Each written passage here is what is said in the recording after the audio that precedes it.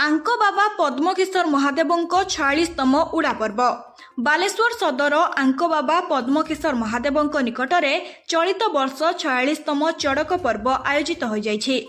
चलित वर्ष पाटभक्ता भावे रवींद्र महारणा और घटुआल चतुर्चुज बेहेरा निजर दायित्व तुलाइथिले।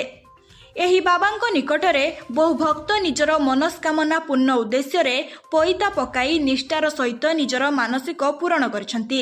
रविवार दिन भक्ता मानकर कंटा पाट निया पाट और झुलन कार्यक्रम होइथिबा बेले सोमवार दिन निजर मानसिक पूरण पाई समस्त मानसिक धारींकु नेई पाट भक्ता उड़ा पर्व रे शामिल होइथिले।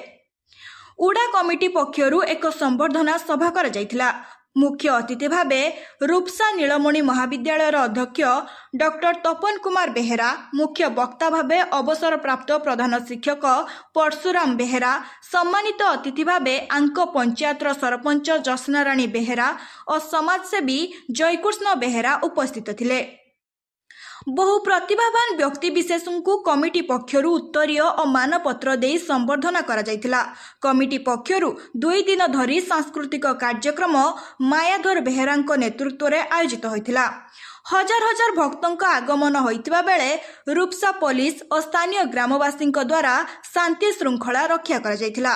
सेहीपरि रूपसा गाँवर बाबा रूपेश्वर, आगर गहिरार बाबा बटेश्वर महादेव, बाबा तारकेश्वर महादेवों उड़ा पर्व पालित हो जाइछि।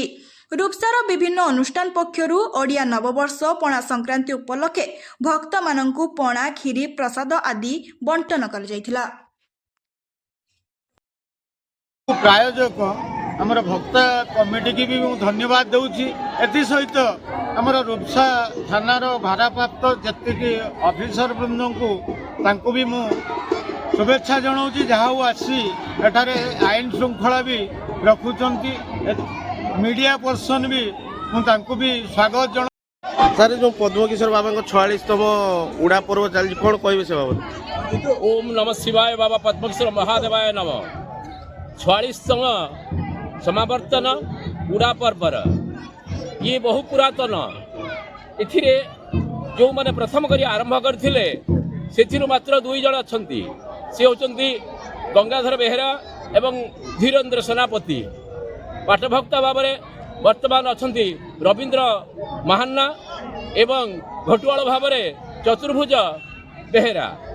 एवं ये उड़ा पर्व एक आंको ग्रामर एक भाईचारा और संस्कृति को बजाय रखिबा और ये परंपरा को उज्जीवित करबा पई आमर एक प्रयास। ए वर्षर युवक मानक द्वारा यही भक्त मानकर समावेश होईची एवं सेमाने एक नियार ढंग